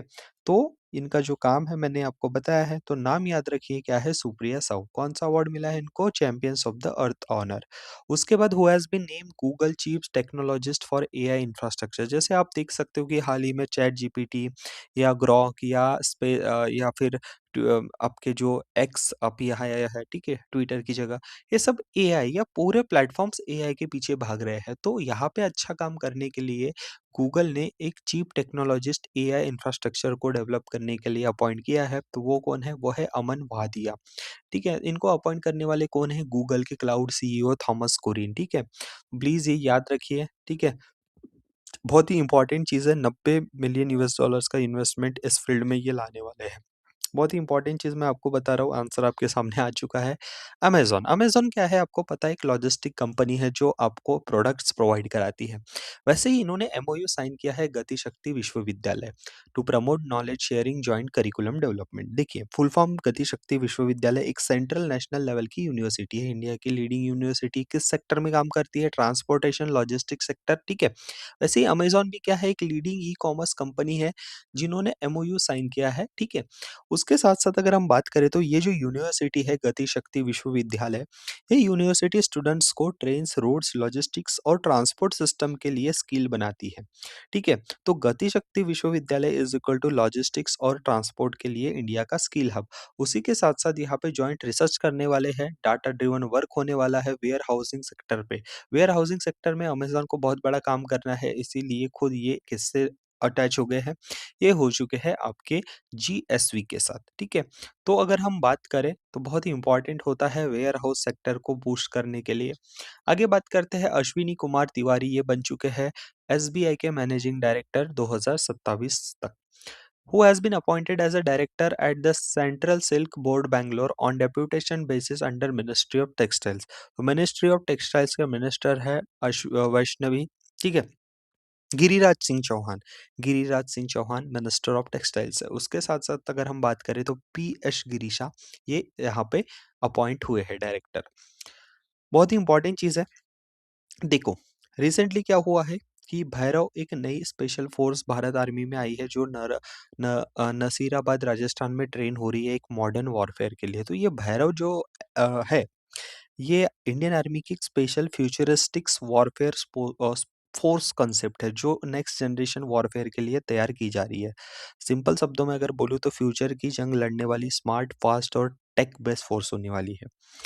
आज की सिर्फ ये जो जंग होती है बंदूकों, गन्स, टैंक्स से नहीं बल्कि टेक्नोलॉजी, आइडिया, ड्रोन्स और साइबर पावर से लड़ी जा रही है। इसीलिए इंडियन आर्मी ने भैरव को इंट्रोड्यूस किया है ताकि मॉडर्न थ्रेट्स का जवाब दिया जा सके। चाइना, पाकिस्तान जैसे एडवर्सरीज के हाईटेक वॉरफेयर का काउंटर करा जा सके। मल्टी डोमेन वॉर मतलब land, cyber space, information handle हो। भैरव किस सेक्टर में काम करेंगी? इनके की ऑपरेशनल ड्रोन्स, मतलब देखिए सबसे पहले ड्रोन एंटी वॉरफेयर, ड्रोन वाले सेक्टर में cyber warfare, electronic warfare, space based surveillance operation, information psychological warfare, rapid response, precision strike. मतलब ये फोर्स बैटलफील्ड से लेकर डिजिटल बैटलफील्ड तक काम करेंगी। ठीक है? तो बहुत ही इंपॉर्टेंट चीज़ है, इंडियन आर्मी का फ्यूचर है और वॉरियर स्क्वाड है। देखिए, ये जो दिख रहे हैं, यही वो हमारे सैनिक हैं। रिसेंटली क्या हुआ है, फेडरल बैंक ऑफ इंडिया ने उनका एक रिफ्रेश्ड ब्रांड एंटिटी, मतलब द फॉर्च्यूना वेव, मतलब लोगो चेंज किया है, उसको नाम दिया है फॉर्च्यूना वेव। वेयर? मुंबई में। ब्रांड एम्बेसडर कौन है? फेडरल बैंक के Vidya Balan. Three waves representing authenticity, देखिए तीन वेव्स, वन टू थ्री। तो authenticity, togetherness and prosperity, right? बहुत इंपॉर्टेंट चीज है, याद रखना। MOU has been signed between ONGC and which organization for CSR funded development of Eklavya model residential school. देखो, सबसे पहले अगर हम बात करें तो यहाँ पे बात हो रही है CSR की, ठीक है? तो कंपनी सोशल रिस्पॉन्सिबिलिटी होता है, कॉर्पोरेट सोशल रिस्पॉन्सिबिलिटी। तो एक कंपनी है हमारे देश की गवर्नमेंट की, ONGC ने एकलव्य रेसिडेंशियल मॉडल स्कूल्स के डेवलपमेंट के लिए किसके साथ यहाँ पे समझौता किया है? नेशनल शेड्यूल्ड ट्राइब फाइनेंस और डेवलपमेंट कॉर्पोरेशन। तो अगर हम बात करें एकलव्य मॉडल रेसिडेंशियल स्कूल क्या होते हैं? ये होते हैं स्पेशली ट्राइबल्स, जो हमारे स्टूडेंट होते हैं आदिवासी, उनके ऊपर फोकस किया जाता है, उनको एजुकेशन क्वालिटी वाला मिले, स्किल डेवलपमेंट हो और होलिस्टिक ग्रोथ हो। तो अगर हम बात करें, ओएनजीसी क्या करने वाला है? फाइनेंशियल सपोर्ट प्रोवाइड करेगा, इंफ्रास्ट्रक्चर्स, लैब, हॉस्टल्स को। और उसमें national schedule tribe finance development corporation tribal students का सिलेक्शन और स्कॉलरशिप देगा, कोऑर्डिनेशन करेगा। गोल क्या है? ट्राइबल एजुकेशन और स्किल डेवलप कराना। ओएनजीसी पैसा देगा, एनएसटी एफटीसी ऑर्गेनाइज करेगा, ट्राइबल स्टूडेंट को बेस्ट एजुकेशन मिले। तो आपको याद रखना है कि long term higher education, career और एम्प्लॉयबिलिटी की यहाँ पे एम्प्लॉयमेंट जनरेट करना, ट्राइबल स्टूडेंट को हॉस्टल, स्कूल, स्किल्स प्रोवाइड कराना, ये सारी चीज़ें उनको कराई जाएंगी। ठीक है, आगे बढ़ते हैं। आपको ये स्नूकर या ये जो टेबल पुल वाला गेम है, तो यहाँ पे बिलार्ड्स चैंपियन मनोज कोठारी, नाम याद रखो मनोज कोठारी, ये हाल ही में पास हुए 67 की एज में, ऑब्वियसली में पूछेंगे। तो ये इन्होंने वर्ल्ड बिलार्ड्स चैंपियनशिप जीती थी कौन से ईयर में? तो याद रखना 1990। ओके। विकसित भारत गारंटी रोजगार योजना एंड आजीविका मिशन ग्रामीण 2025, ये कितने दिनों की लीगल गारंटी प्रोवाइड करने का वादा करता है हर साल? तो ये आपके सामने उत्तर है दोस्तों, डियर स्टूडेंट, ये है 125 वर्ष, सॉरी 125 दिन का। पहले जो महात्मा गांधी मनरेगा था, Mahatma Gandhi national rural employment guarantee Yojana, सिर्फ 100 दिन का यहाँ पे एम्प्लॉयमेंट था। अब जो ये विकसित भारत गारंटी फॉर रोजगार एंड आजीविका मिशन है, इसमें आपको 125 दिन का काम और इसकी जो है ये यहाँ पे गारंटी दी जाती है। आगे बढ़ते हैं। Which of the following act are being amend through the Sabka Bima Sabki Raksha amendment of insurance law bill. देखिए, आसानी से समझो, क्या है क्या नहीं है, धीरे से ठंडे दिमाग से समझो, क्योंकि कंसेप्ट वाली बात होती है, ठीक है? सबका बीमा सबकी रक्षा इंश्योरेंस लॉ अमेंडमेंट बिल 2025 में अगर बात करते हैं, तो इंडिया का इंश्योरेंस फ्रेमवर्क बहुत पुराना हो चुका था, इसीलिए गवर्नमेंट ने एक साथ नए मल्टीपल इंश्योरेंस लॉ को अपडेट किया। मेन गोल क्या है? इंश्योरेंस पेनिट्रेशन बढ़ाना, कंपटीशन इंक्रीज करना, कंज्यूमर को प्रोटेक्शन और स्ट्रॉन्ग कराना, इंश्योरेंस को सबके लिए ईज़ी और ये बनाना। इस बिल के थ्रू 3 मेजर एक्ट्स को मॉडिफाइड किया गया, तो ये एक्ट रखो सब। एक है इंश्योरेंस एक्ट 1938। उसके बाद अगर हम बात करें तो एलआईसी एक्ट 1956 और आईआरडीए एक्ट 1999। ठीक है? तो अगर हम बात करें तो एक्ट वाइज़ क्या मेजर अमेंडमेंट किए हैं, तो इंश्योरेंस एक्ट 1938 में क्या बदला है? ठीक है? तो अगर हम बात करें तो इंश्योरेंस एक्ट 1938 में मिनिमम कैपिटल और एंट्री नॉर्म्स को फ्लेक्सिबल बनाया है, न्यू इंश्योरेंस पेयर्स के लिए easy entry, product approval process simplified की है, पॉलिसी होल्डर्स के लिए इंटरेस्ट को प्रायोरिटी रखा है। मतलब इंश्योरेंस कंपनी ज़्यादा आएंगी, प्रोडक्ट ज़्यादा होंगे, कस्टमर्स को फायदा होगा। दूसरा अगर हम बात करें एलआईसी एक्ट 1956 में क्या चेंज हुआ है, तो एलआईसी को मार्केट कंपटीशन के लिए रेडी किया है, एलआईसी को भी प्राइवेट इंश्योरेंस जैसे फ्लेक्सिबिलिटी दी है, गवर्नेंस और एफिशिएंसी को इम्प्रूव करना। सिंपल समझो कि एलआईसी को मोनोपोली माइंडसेट से निकालकर कॉम्पिटिटिव बनाया गया है। तीसरा है आईआरडीए एक्ट 1999। आईआरडीए के पावर बढ़ाए गए हैं, कंज्यूमर प्रोटेक्शन स्ट्रांग होगा, पेनाल्टी कॉम्प्लायंस पावर एनहांस कर दिए गए, डिजिटल टेक बेस्ड सुपरविलेंस सुपरवाइजेशन अलाउ कर दिया गया है, रेगुलेटर को और स्ट्रांग बनाया गया है ताकि कंपनीज कस्टमर के साथ चीट नहीं कर सके, राइट। तो बहुत अच्छी खबर है हमारे लिए। फाइनेंस मिनिस्टर निर्मला सीतारमन ने बोला है कि 17,000 करोड़ इनको दिया है, इन मतलब इन्फ्यूज़ किया है इस सेक्टर में, ठीक है? तो हर सिटीज़न तक इंश्योरेंस पहुँचाना, पॉलिसी होल्डर की रक्षा करना, ये इसका मेन मकसद है, ठीक है? तो बहुत अच्छे से हमने इसको समझा है, आई होप। अब बढ़ते हैं आगे। नेक्स्ट जो चीज़ है, what is the India's rank in production of makhana? मखाना में भारत का प्रोडक्शन का नंबर 1 रैंक है, ठीक है? तो ये याद रखिए। रिसेंटली अगर बात करें तो एस्टेब्लिशमेंट ऑफ मखाना बोर्ड कहाँ पे हो रहा है? ये बिहार में हो रहा है, ठीक है? तो बहुत अच्छी चीज़ है, तो याद रखो, इम्पोर्टेंट चीज़ है। आगे बढ़ते हैं, नेक्स्ट चीज, new credit product pay later with BharatPe has been launch by BharatPe in partnership with किसके, कौन सा बैंक के साथ? तो ये किया गया है दोस्तों यस बैंक के साथ। आगे बढ़ते हैं, RBI has place a fine of 61.95 lakh on dash because of regulatory compliance. देखो, ये सबसे इंपॉर्टेंट चीज है, आपको कंसेप्ट नहीं भूलना है। आरबीआई ने 61.95 लाख का फाइन लगाया है, किसके ऊपर? ये लगा है कोटक महिंद्रा बैंक, ठीक है? कोटक महिंद्रा बैंक के ऊपर लगाया। तो सबसे पहले समझो रेगुलेटरी नॉन कंप्लायंस क्या होता है। जब reserve Bank of India bank के लिए रूल्स बनाता है, जैसे KYC norms, reporting rules, risk management या कस्टमर प्रोटेक्शन गाइडलाइंस, और अगर बैंक उन रूल्स को प्रॉपरली फॉलो नहीं करता, तो उसे कहते हैं regulatory non compliance. Kotak Mahindra bank के केस में आरबीआई ने इंस्पेक्शन के दौरान कुछ रूल्स का वायलेशन नोटिस किया, इसीलिए पेनाल्टी लगाई गई है। याद रखना, ये फाइन बैंक के कस्टमर को नुकसान पहुंचाने के लिए नहीं है, बल्कि फ्यूचर में ऐसी रूल्स स्ट्रिक्टली फॉलो करने के लिए वार्निंग होती है। सिंपल शब्दों में अगर कहे तो आरबीआई रेफरी है, बैंक प्लेयर है, और रूल तोड़ोगे तो पेनाल्टी लगेंगी भैया। एग्जाम के लिए ये लाइन याद रखो, RBI imposes monetary penalty on regulatory non compliance under banking regulation act. कितने पैसों का लगा है? 61.95 लैक्स का, ठीक है? आई होप कि आपको ये सिस्टम और ये जो प्रोसेस मैंने जो बताया समझ गए होंगे। Who has been appointed as non executive chairman of board NBFC firm IIFL finance, किसको अपॉइंट किया गया है? पीपी कांगनू, ठीक है? याद रखना। Changi Airport of which of the following has been named World Best International Airport? World Best International Airport Changi Airport कहाँ पर आता है? तो ये आता है सिंगापुर में। सिंगापुर का Changi airport name world best international airport 2025 में आया है। भारत की तरफ से बेस्ट अवार्ड दिया गया है इसको ट्रैवल और लीजर की जो ये फंक्शन हुई थी उसमें। आगे बात करते हैं, जनवरी 2026 में कौन सी कंट्री है जो होस्ट करने वाली है upcoming winter Olympics?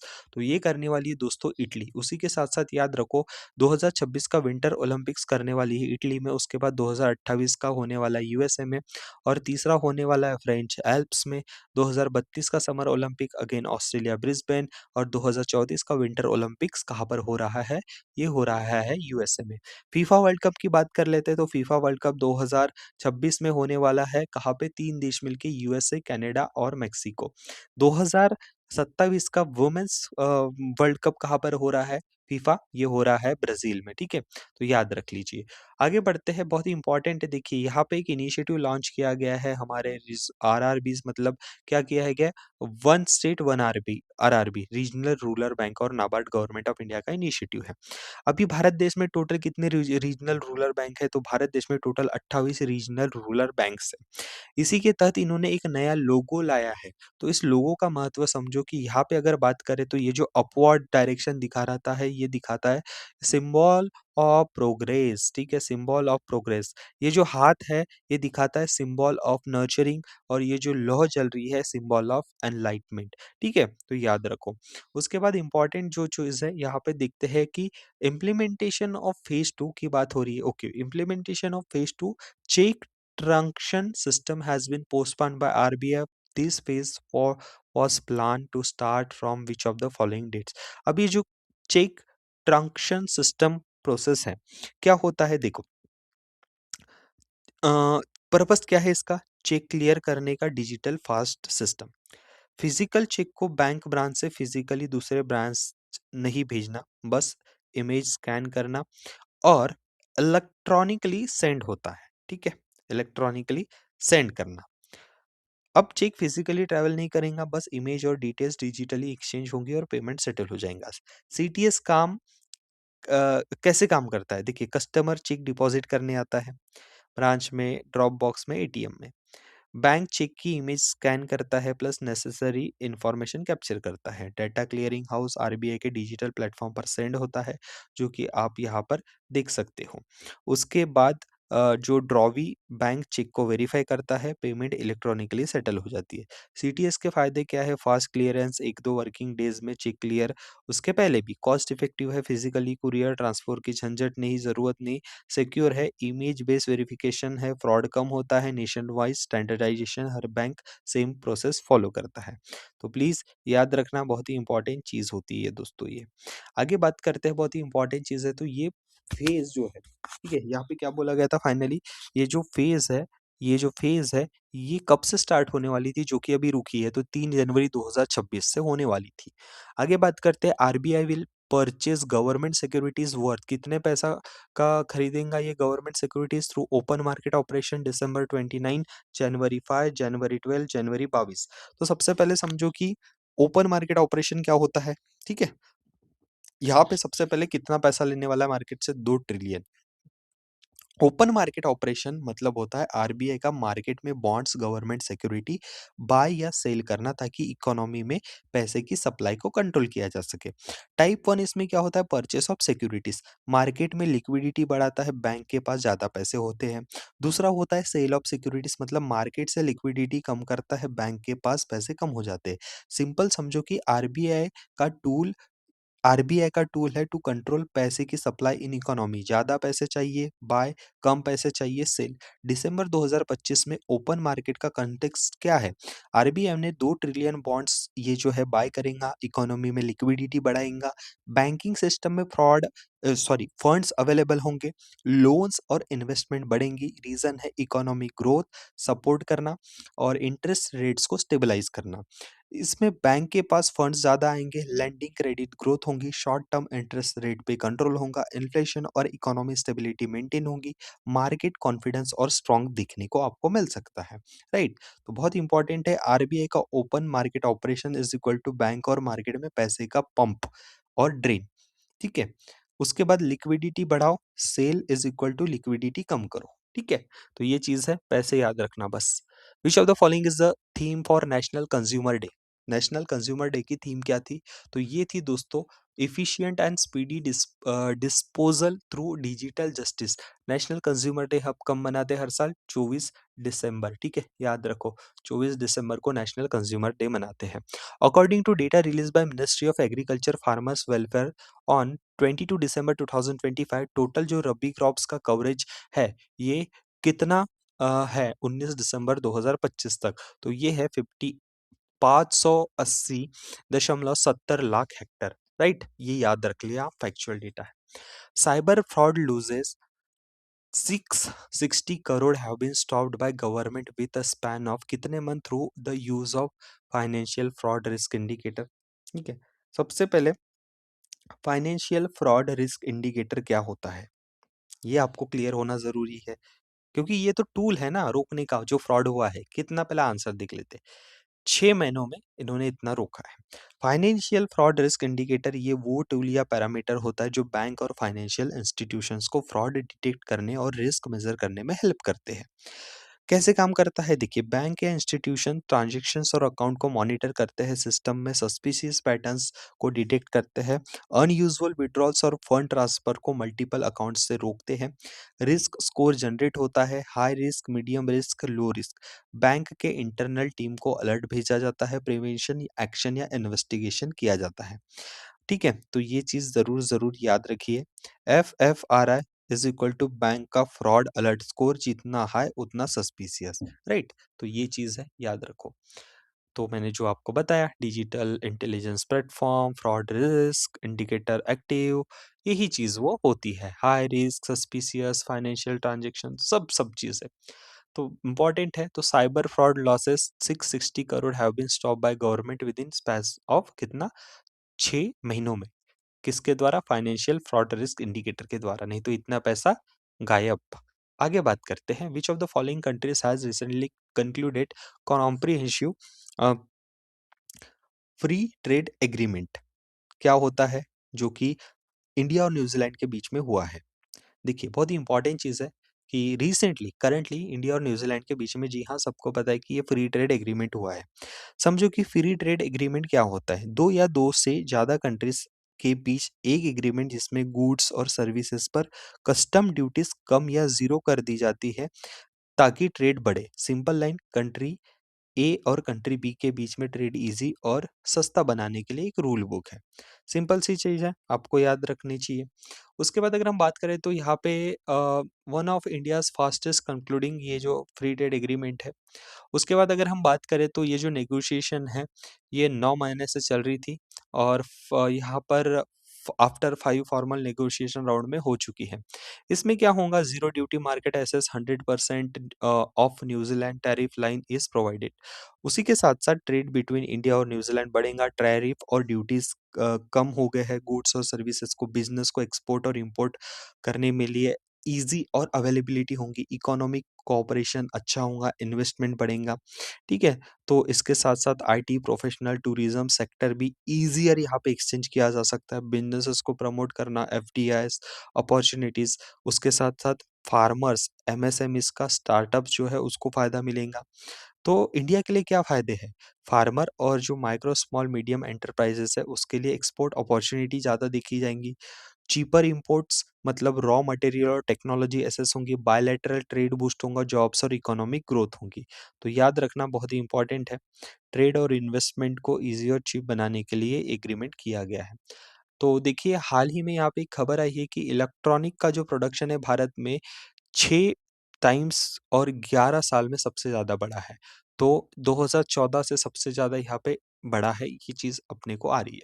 Recently Bharat में यूनेस्को साइट कौन से ऐड हुई है? 44, जिसका नाम है मराठा मिलिट्री लैंडस्केप, जिसमें एक साइट टोटल 12 में से टोटल 12 ऐड हुई है और ये 44th है। 44th नंबर की मेरी मराठा मिलिट्री लैंडस्केप साइट है।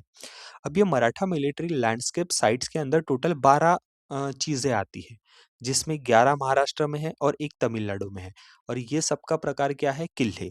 तो सालहेर, शिवनेरी, लोहगढ़, खंडेरी, रायगढ़, राजगढ़, प्रतापगढ़, सुवर्णदुर्ग, पन्हाला, विजयदुर्ग, सिंधुदुर्ग, ये 11 जो किले हैं महाराष्ट्र में आते हैं और एक ही किला है जो कि आता है जिंजी फोर्ट तमिलनाडु में, राइट? तो प्लीज़ याद रखना मत भूलिए।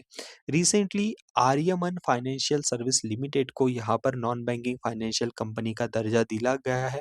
स्पेशली इसको type 2 non deposit tasking investment और क्रेडिट कंपनी के तौर पे रिजर्व बैंक ऑफ इंडिया में अनुमति दी है, राइट? तो ये याद रखिए। उसके साथ-साथ अगर हम बात करें तो अ, इंडियाज़ लीडरशिप इन कैम्ब्रेली प्रोसेस 2026 क्या है?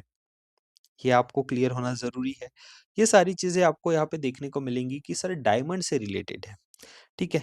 तो यहाँ पे याद रखो, ये जो कैम्ब्रेली प्रोसेस सर्टिफिकेशन स्कीम है, एक ग्लोबल ग्लोबल फोरम इनिशिएटिव है जिसका पर्पस है कॉन्फ्लिक्ट्स डायमंड, मतलब वो रफ डायमंड जो आर्म ग्रुप को फंड करते हैं, जो कि इंटरनेशनल लीगल ट्रेड से रुकते हैं।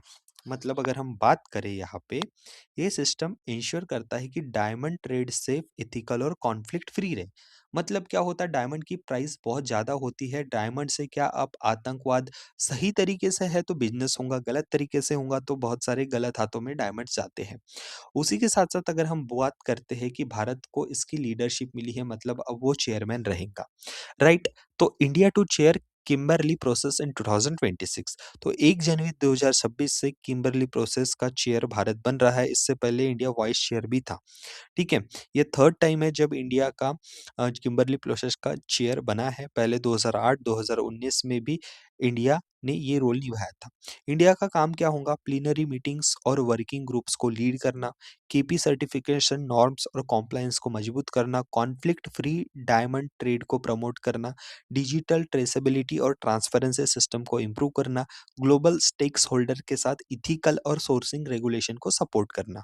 इंडिया दुनिया का लार्जेस्ट डायमंड कटिंग और पॉलिशिंग हब है, जिसमें 90% इसका ग्लोबल शेयर है। ठीक है? तो याद रखिए, इंडिया का लीडरशिप एथिकल ट्रेड और रूल बेस्ड कॉम्प्लायंस और डाटा ड्रिवन ट्रांसपेरेंसी पर फोकस करता है। तो प्लीज़, प्लीज़ इसको याद रखिए, बहुत ही इम्पोर्टेंट होता है। इसमें होता है कॉन्फ्लिक्ट डायमंड्स को लीगल सप्लाई चेन और आसानी से आने में रोकना। कॉन्फ्लिक्ट डायमंड मतलब गलत तरीके के डायमंड या गलत चीज़ें जो हो रही है, उसको सही प्रोसेस में आने से रोकना। गलत को गलत, सही को सही बोलना। तो याद रखना ये चीज़ें। उसके बाद हम पढ़ते हैं voxel grids had develop India की पहली भारत में बनी हुई एमआरआई मशीन, जिसको मेडिकल टेक्नोलॉजी स्टार्टअप ने बनाया है। तो स्टार्टअप का नाम क्या है? तो वो है ज़ोहो। ठीक है? ज़ोहो स्टार्टअप ने इसको बनाया है। ठीक है? MRI scanner. उसके बाद आगे करते हैं बात, बी साईराम अपॉइंट हुए हैं चीफ एग्जीक्यूटिव ऑफिसर कोल इंडिया लिमिटेड के। तो याद नाम रखना, बी साईराम। उसके बाद अगर बात करते हैं कि कौन-सा बैंक को रिसीव की मतलब अप्रूवल मिला है रिज़र्व बैंक ऑफ इंडिया की तरफ से एक्वायर करना है up to 9.5 stake in IndusInd bank. तो इस किस बैंक को मिला है? ये एचडीएफसी प्राइवेट जायंट बैंक है भारत का। ठीक है? उसके बाद अगर हम बात करते हैं तो which bank launch a global saving account in US dollars and euro for NRIs through GIFT City offering feature like full repatriability and zero remittance fees. तो ये किया है आईडीएफसी बैंक ने। डियर स्टूडेंट याद रखो। तो डियर स्टूडेंट, अगर आपको मैगज़ीन परचेज़ करना है तो अगेन इस नंबर पे आपको मैसेज करना है पीडीएफ 25 आपके नाम के साथ। आपको एक स्कैनर दिया जाएगा, उस पे ₹25 की पेमेंट करना है। उसके बाद पेमेंट सक्सेस होने के बाद आपको शेयर करना है एंड देन आपको कुछ सेकंड्स में ही ये पीडीएफ आपके आपके उस नंबर पर आ जाएँगी। बहुत इंपॉर्टेंट पीडीएफ है, प्लीज़, प्लीज़ देख लीजिए एक बार। Dear student, do not forget to like this video, comment करना भी मत भूलिए कैसी लगती है, और सब्सक्राइब जल्दी से जल्दी कर लीजिए। और टेलीग्राम चैनल की लिंक मैंने डिस्क्रिप्शन बॉक्स में लगा दी गई है। ज़रूर, ज़रूर टेलीग्राम चैनल को जॉइन करिए दोस्तों। तो चलिए मिलते हैं अगले वीडियो में, तब तक के लिए ध्यान रखिए अपना, सब्सक्राइब कीजिए। थैंक यू बने रहने के लिए इस लेक्चर में।